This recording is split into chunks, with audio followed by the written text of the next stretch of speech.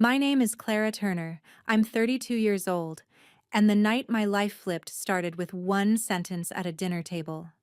My sister lifted her wine glass, tilted her head, and said loud enough for the whole table to hear, "You don't belong here." The cutlery paused. Someone choked on a laugh. My parents smirked and waved it off like it was harmless teasing. It wasn't. I felt every pair of eyes run over me, the off-brand dress, the worn heels, the way I sat a little too stiff at a table that looked like it had been laid out for people who came from a different world. My sister leaned back in her chair and gave me that look, the one that said I should be grateful just to be invited, that I should know my place.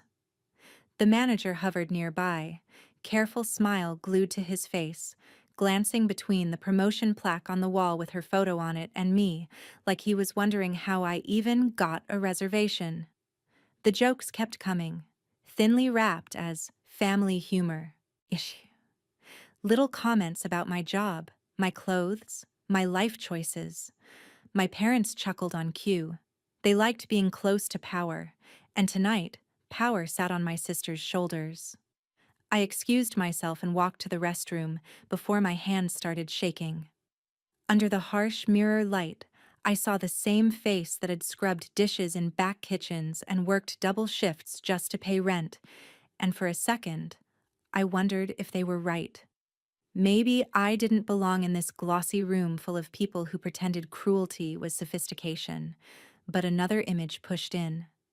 My sister years earlier, watching me cook staff meal in a cramped kitchen, realizing for the first time that I had real talent. The way her jaw clenched, the way she dismissed my ideas like they were nothing. This was never just about clothes or money. This was about her needing me to stay small so she could stay big. When I walked back out, they were still talking like nothing had happened. My sister performed for the room. My parents laughed in all the right places. No one asked how I felt. I didn't argue. I didn't cry. I sat down, finished my drink, and when the manager made a pointed comment about dress codes and brand image that everyone pretended was a joke, I just smiled, picked up my bag, and walked out.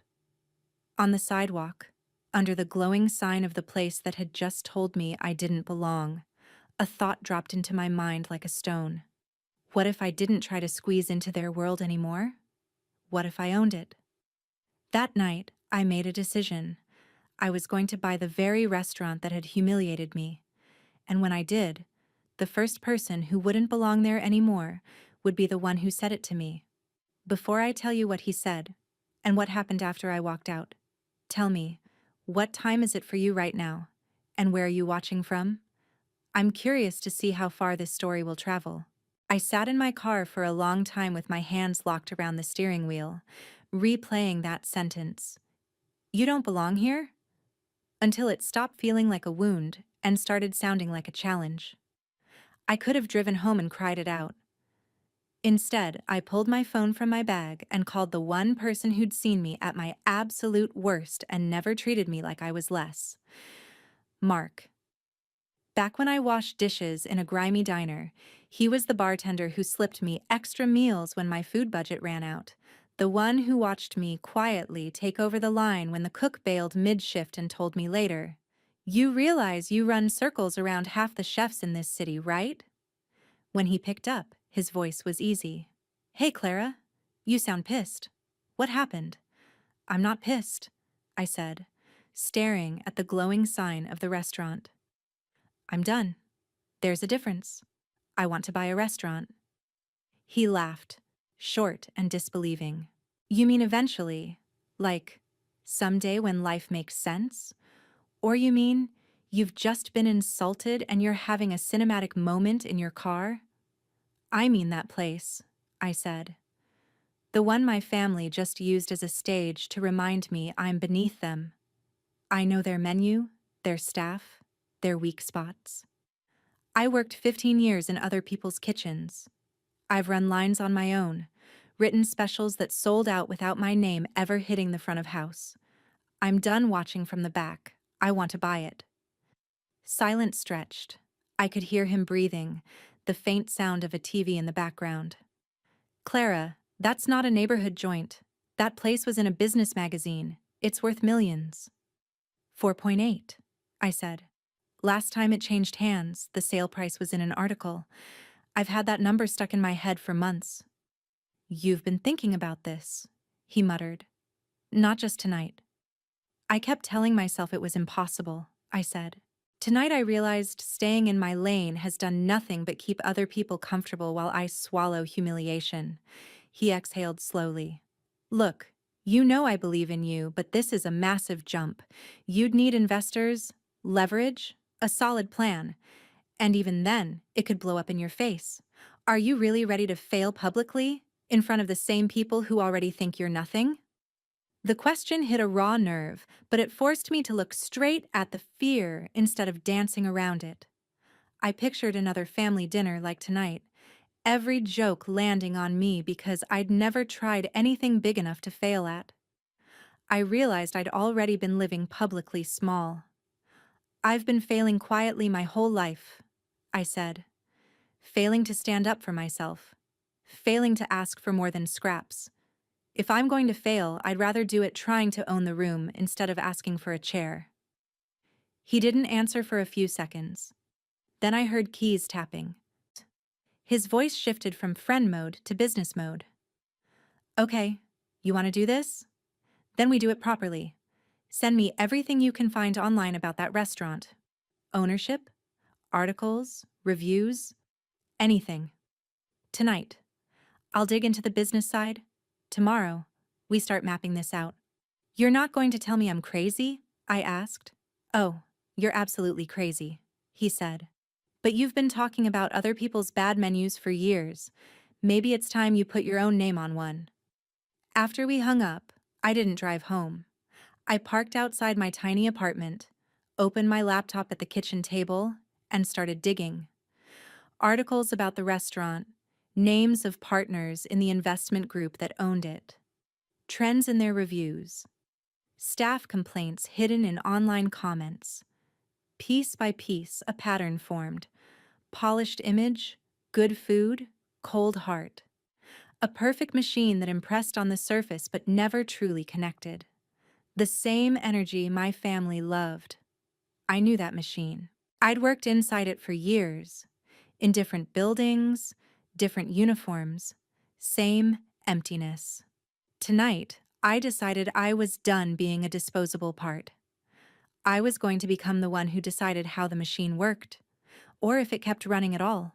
By the next morning, my kitchen table looked like a crime scene for a financial investigation. Laptops open, articles printed, notes scribbled in the margins. Mark sat across from me, glasses sliding down his nose, scrolling through a shareholder report he'd managed to pull. Here, he said, pointing. The restaurant isn't owned by your sister's company. It's part of a small investment group. 7 partners. 1 relocated abroad last year. They've been restructuring, trimming anything that doesn't deliver clear returns. That's probably why standards got so brutal in the first place. So they don't care about loyalty, I said. They care about numbers. Exactly. Which means they might not care who owns this place, as long as they walk away with profit and no drama. He flicked to another document. And they've been quietly entertaining offers. Nothing public. Probably testing the waters. So we give them what they want, I said. A clean exit, strong vision, no noise. Bet. With one problem, he replied. You don't have 5 million sitting in a savings account. No, I said, but I have something else. 15 years of knowing how to make a kitchen work, and a story investors can sell to their friends when they're bragging about how smart they are. We started building. On paper, this wasn't revenge. On paper, it was strategy. A turnaround of a rigid luxury brand into something modern, emotional, and loyal. I sketched menus, memory plates, built from comfort dishes I grew up with, elevated with technique. Mark built projections, new guest segments, improved table turnover without making guests feel rushed. events that would fill slow nights without cheapening the brand. He pushed me hard. "Why you?" he asked during one mock pitch. "Why should they risk their money on someone who's never signed the front of a paycheck?" "Because I've watched owners burn cash on ego menus while I quietly fix their service in the back," I said. "Because I know exactly where this place bleeds money, overstaffing on dead nights, spending on decor that doesn't move the needle, ignoring locals in favor of tourists. I've lived the consequences of their bad decisions. I won't repeat them." Our first investor meeting was a slap. A polished man in an expensive watch listened to my pitch with polite interest. When I finished, he folded his hands. "You're clearly passionate," he said, "but passion doesn't cover a $4.8 million buyout. You have kitchen experience?" "Sure, but no ownership record. Your sister," he flicked his eyes at my notes where her title appeared, "has a proven corporate trajectory. Why should I believe you can outperform her?" The punch landed exactly where he meant it to. "Because she builds for perception," I said tightly. "I build for loyalty. Perception comes and goes. Loyalty pays bills." He smiled like he was indulging a child. "Come back when you've had some smaller success," he said. "Maybe start with a food truck." Outside, I leaned against a brick wall and let the frustration roll through me. It wasn't just the no. It was hearing my sister used as the gold standard for competence by a stranger who didn't know what she was like off email.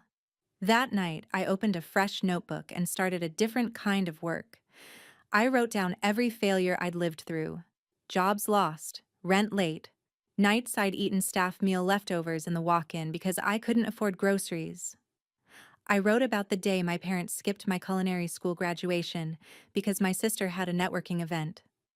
I wrote about being told over and over in small and big ways that I was less. Then I wrote a line under it. If I can survive all that, I can survive an investor saying no. We kept going. Second investor, a cautious couple who loved restaurants more than they loved risk. Beautiful idea, they said. Wrong economic climate. Third investor, a woman named Olivia who managed boutique hotels and looked like she could see straight through lies. She interrupted my pitch twice, not to shut me down, but to drill into specifics. "What's your plan for when the first wave of curiosity dies? How will you retrain staff who are used to fear-based leadership? What happens if your family turns this into a public circus?" I answered honestly. Curiosity would fade, so we'd build regulars with locals-only nights and sincere loyalty perks. Staff would need time, but I'd been where they were. I knew how to earn their trust. As for my family, I couldn't control them. I could only keep the restaurant's story honest, so even their spin couldn't stick. When I finished, she leaned back. "You're not asking me to save you from your sister," she said. "You're asking me to back a concept that happens to humiliate her on the way up." A corner of her mouth lifted. "I can live with that." She committed to a significant stake, contingent on us securing majority control. Her name on the deck gave us credibility. Smaller investors followed, people who liked the combination of numbers and narrative. In between meetings, I wrote in my notebook like a journal and a war log combined, tracking each small win and each punch to the gut. Weeks later, an email from the investment group arrived. They accepted our offer, pending due diligence. I stared at the screen until the words blurred. The restaurant that had told me I didn't belong was now one contract away from belonging to me. Closing dragged through weeks of inspections, negotiations, and last-minute demands. Every time I thought it was done, another email appeared. A clause to clarify, a number to tweak. I signed my name so many times it started to look like someone else's. When the final signatures were in place, my lawyer shook my hand. "That's it," he said. "You're officially the majority owner of the Grand Table." On paper, it was clean. In my head, It was chaos. That night, I walked through the dining room after hours with Mark, the chairs still up on tables, the polished surfaces reflecting dim emergency lights. "You realize she thinks some faceless foreign investor bought the place," he said. "Far as she knows, you're still the embarrassing sister who can't dress for dinner." "She'll find out soon enough," I replied, but not from a press release. Changes started quietly. I met with staff one by one. Some were wary, expecting the usual. New owner, new rules, same fear. I told them the truth about my years in back kitchens, about being on the wrong side of power in places like this. "I'm not here to blow everything up," I said.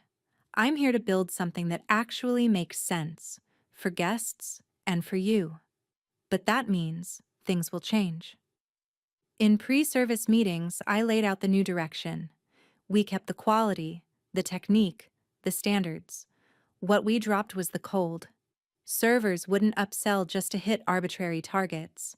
They'd learn to read the table and offer what fit. Scripts went in the trash. We added a section to the menu called Memory Plates, dishes built from real stories, tested for flavor and impact. The bitter melon stuffed with braised short rib. A rich chicken and rice dish built from a cheap childhood meal, reworked with stock that took 2 days to make. A dessert inspired by the cheap boxed cakes my mother pretended were special. One of the veteran managers pulled me aside. "With respect," he said, "this place is known for refinement. People come here to escape real life, not be reminded of it. Emotion doesn't always sell." "Maybe not," I said, "but connection does. People are sick of being impressed and empty.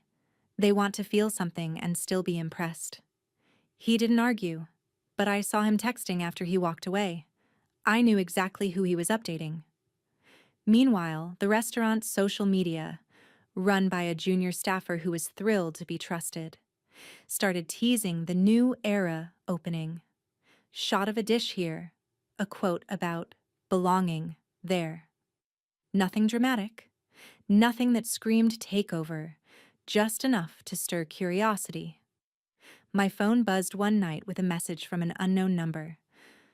"Heard there's a relaunch coming. Hope the new owners know what they're doing. Be a shame if the place lost its standards." I stared at the screen. She knew something was changing. Of course she did.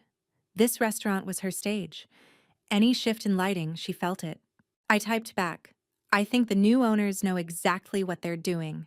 You should come to opening night." There was a long pause. Then, "I'll be there. Can't wait to see who they are." On opening night, I stood outside under the glowing sign again. Same building, same name, different story. The host checked last-minute details. The bar team polished glasses. The kitchen moved like a coiled spring. I looked at the door and pictured my sister walking in, confident, ready to charm strangers into admiring her. She had no idea that tonight, the person she'd be performing for had stopped being her audience. I'd become the one calling the cues. By 7, the place was full. People who'd been coming here for years and people who'd only seen the relaunch teasers online. There was an energy I'd never felt in this room before. Not stiff admiration, but curiosity. Servers moved with tighter focus but more relaxed faces. The bar hummed. The kitchen tickets started printing in a steady stream. I floated between tables, introducing myself simply as Clara, part of the new ownership. Some guests did a double take at my plain last name, expecting something more glamorous. I didn't offer more. My work would speak for me. Around 7:15, I heard it. That laugh. Sharp, familiar, honed like a blade. I turned and saw her. My sister walked in like the room was hers by default. Designer dress fitted perfectly. Hair and makeup done to match the concept she thought she still represented. Untouchable, flawless, above. People who'd worked under her stiffened out of habit. She greeted them with easy charm, making sure everyone heard her remark about how funny it was that no one had told her about the relaunch planning. Then she saw me standing near the host stand, wearing a simple blazer and moving like I belonged there. For a brief moment, confusion crackled across her face. Then the smile snapped back in place. She closed the distance between us. "Clara," she said, looking me up and down. "Wow, you clean up nice. Big night. You sure you're not just visiting?" "I've been here a lot lately," I said evenly. "Tonight's important." "So I hear," she replied. "They must be desperate if they're letting you help." A few staff members exchanged glances. Some guests at the bar turned their heads. The old dynamic was trying to reappear in a room that was no longer the same. "Why don't you let me show you what we've been working on?" I said. "I had something sent to your table. I'd really like your opinion." She didn't like not choosing for herself, but curiosity was one of her weaknesses. "You ordered for me?" she said, brows lifting. Bold. "You've always loved judging my choices," I said. "Consider it a favor." I walked to the kitchen. "Table 12, I told Jason, our head chef. Is it up?" He nodded and slid a finished plate onto the pass. Bitter melon rings stuffed with slow-braised short rib, set on a glossy reduction, garnished with delicate herbs. It was visually refined enough for this room, but the first bite would drag anyone with a childhood like ours straight back to cheap bitter stews eaten while adults argued in the next room. "Send it," I said. From the host stand, I watched her reaction. The plate landed in front of her. She frowned at the bitter melon, then at the memory plate's description the server recited, "Dishes inspired by real nights that shaped us." She took a bite. Her jaw worked. Her eyes flickered just for a second. I knew exactly what she was tasting. Long nights at a chipped kitchen table, listening to our parents talk about bills they couldn't pay, pretending the bitterness in the stew was grown-up flavor and not just cheap ingredients. Her friends looked puzzled but intrigued. One of them said, "This is actually amazing. I didn't expect to like something with bitter melon." I walked over. "What do you think?" I asked her. "We call this one The Night They Forgot Us." Her fingers clenched around the fork. "That's melodramatic," she said. "People come here to escape. Why would anyone want to be reminded of ugly family dinners?" "Because some of us learned to turn ugly nights into something better," I replied. "Some of us learned bitterness can be transformed instead of buried." Her gaze hardened. "Who came up with this? Some consultant who thinks trauma sells?" "The new owner," I said simply. "They wanted the menu to actually mean something." At the next table, a man raised his glass. "Whoever did it, don't change it," he said.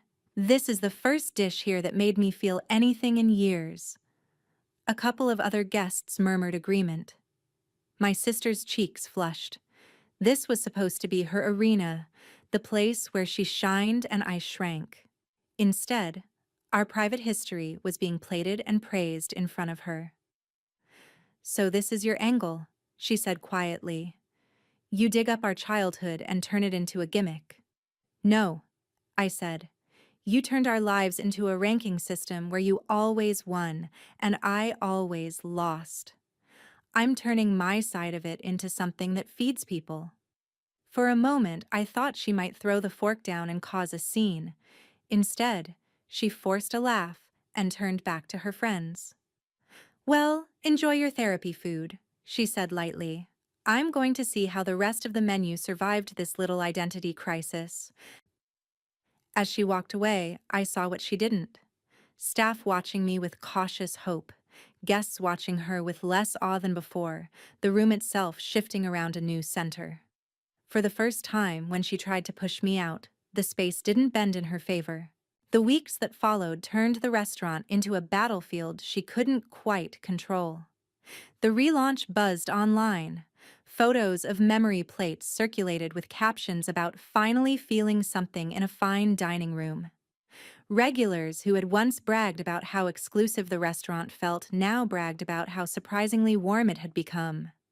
Staff who used to dread coming in on nights when my sister was on the floor started showing up early, tossing ideas at me about new dishes, better service touches, stories from their own lives that might fit the menu. She responded the way she always did when she felt power slipping, by trying to pull the ground out from under me. One afternoon, Mark walked into my office with his phone in his hand. "You need to see this," he said. He showed me a string of new one-star reviews posted over the last few days. The writing felt familiar. "This used to be a refined establishment. Now it's trying too hard to be relatable. Nee. The new concept feels cheap and manipulative, like someone airing their family problems on a plate. The old manager understood class. Whoever's running it now clearly doesn't. Different usernames, same venom. She's not even being subtle," I said. Mark shrugged. "We can't prove it's her. But honestly, let her burn fake accounts while we fill real seats." That night was fully booked. A walk-in group arrived. 4 people, late 20s, dressed nicely but not expensively. They hovered by the door, uncertain. The host started to explain we were at capacity. I stepped in. "Give us 10 minutes, I told them. "We'll make space." We squeezed them in near the bar between 2 tables of regulars. As I handed them menus, one of them admitted, "We almost canceled. Those new reviews online are brutal, but our friend swore they didn't match what she experienced." I smiled. "Strangers online can say whatever they want," I said. "You're here now. Let the food tell you what's true." When they hesitated over the memory plates section, a woman at the next table leaned over. "Get the bitter melon," she said. I thought I'd hate it. Instead, I called my mom crying after eating it. Her partner laughed. "She's not exaggerating, it was intense. In a good way." At another table, a man added, "The stew dish, whatever it's called, order that too. Tastes like everything my family couldn't say out loud." Within minutes, the whole corner of the room was talking across tables, swapping recommendations.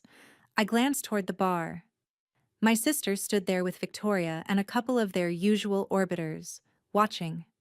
She'd put effort into her appearance tonight, probably planning to dazzle the new owners and remind everyone she was still the face of this place. Instead, the crowd was building its own story, and it didn't include her. She decided to intervene. Walking to the cluster of animated tables, she flashed a practiced smile. "I'm glad you're enjoying yourselves," she said. "I've been with this restaurant a long time. It's changed a lot recently. Some people miss when it was a bit more sophisticated." Her tone made it clear who some people were. The woman who'd recommended the bitter melon looked up at her. "Honestly," she said, "sophisticated is one word, intimidating is another. I like it better now." My sister's smile tightened. "Of course," she said. "Not everyone appreciates fine dining." That landed wrong. Several guests exchanged looks. I stepped in, not with a speech, but with a simple truth. "We're still fine dining," I said calmly. "We just stopped confusing fine with cold. If anyone here feels like we've lost what made this place special, tell me. I want to hear it." Silence. Someone raised a glass. "It finally has a heart," he said. A few others murmured agreement. A small smattering of applause broke out. It wasn't a standing ovation. It was more dangerous. Quiet consensus. My sister's composure cracked for a split second. Her eyes flashed toward the bar, where one of the senior managers, her ally, stood very still, clearly registering the shift. Later that week, the sabotage escalated. Rumors started circling among suppliers that I was unstable, that the restaurant might not last under my leadership. A couple of vendors called Mark directly to check if they should be worried about unpaid invoices. He shut it down with receipts and bank statements. "She's flailing," he said. Don't get dragged into the mud with her. Still, every rumor, every fake review, every tight smile from someone who heard family drama got to me. One night, after service, I sat alone at table 12 with my notebook. I wrote one blunt question. Am I building this to prove her wrong, or to finally live right? The answer came slower than I liked. Both. But only one of those reasons could sustain me long term, and it wasn't the revenge. I closed the notebook and looked around the empty dining room. Earlier that evening, a couple had celebrated their anniversary here with one of our memory plates, telling me quietly that the dish reminded them of the first terrible apartment they shared, when they had nothing but each other and cheap groceries. They'd cried, laughed, and tipped big. That wasn't about my sister. That was about them. The next day, when another wave of suspicious negative reviews hit, I didn't respond online. I told the staff, don't engage. Just keep doing what we're doing. Every full table is louder than 10 fake accounts. That night, the restaurant was loud, and for once, it wasn't her voice echoing in it. The final shift in power came on a Tuesday afternoon, in a conference room that smelled like coffee and paper. The investment group's regional director had flown in, a stiff, neutral man who treated conversations like transactions. I was already seated when my sister walked in, heels sharp on the tile, expression smug. She'd dressed like she was about to accept an award. When she saw me across the table, her eyes narrowed. "What is she doing here?" she asked the director. "I thought this was a performance review, not a family meeting." "Ms. Turner is the majority owner," he said. "She has every right to be present." The word owner hit her like a slap. "Excuse me?" she said slowly. "She's what?" "Majority owner," he repeated. "The purchase closed several weeks ago." She turned to me, disbelief twisting her features. "You bought it? You?" "Me," I said, with partners who believed numbers and vision matter more than family gossip. The director opened a folder. His tone was clinical. "We've reviewed the internal reports, staff surveys, guest feedback, and recent financial performance. Under the new concept, revenue is up, reservation volume is strong, and guest satisfaction ratings have improved significantly." My sister forced a bright smile. "Well, that's because of the foundation I laid," she said. "I spent years building this brand. Obviously, people are responding to the reputation I created." He didn't smile back. "We've also noted multiple reports of hostile behavior toward staff," he said, "including documented incidents where you publicly belittled team members, resisted new initiatives that have proven successful, and, most recently, attempted to undermine the restaurant's online reputation." Color drained from her face. "You can't prove that last part," she said quickly. "Anyone can write a review." "True," he said, yet the timing, language, and accounts raised enough concern to warrant a closer look. "Regardless, your leadership style and inability to adapt are at odds with the direction of this business." She stared at him. "So what are you saying?" "We're terminating your position," he said, "effective immediately. You'll receive the severance package outlined in your contract." Silence dropped into the room like a brick. For a moment, she didn't move. Then she slowly turned to me. "You did this," she said. "You put them up to it. You've been waiting for this." "No," I said. "I didn't ask them to fire you. I didn't need to. Your behavior finally caught up with you in a room you can't manipulate." Her voice dropped, more dangerous now that the performance had cracked. "You think this makes you better than me? You bought your way into a place you never fit. You stole my world and turned it into your therapy stage." "I didn't steal it," I said. "I bought it with every no I survived, every night I worked while you climbed ladders built on other people's backs. This isn't about being better. It's about me finally refusing to be small so you can feel big." For a second, something like hurt flashed across her face, beneath the anger. Maybe she remembered the same nights I did. Maybe she didn't. She grabbed her bag and stood. "Enjoy it while it lasts," she said. "You'll mess it up. You always do." Then she walked out, slamming the door behind her. That evening, I didn't make an announcement to the staff.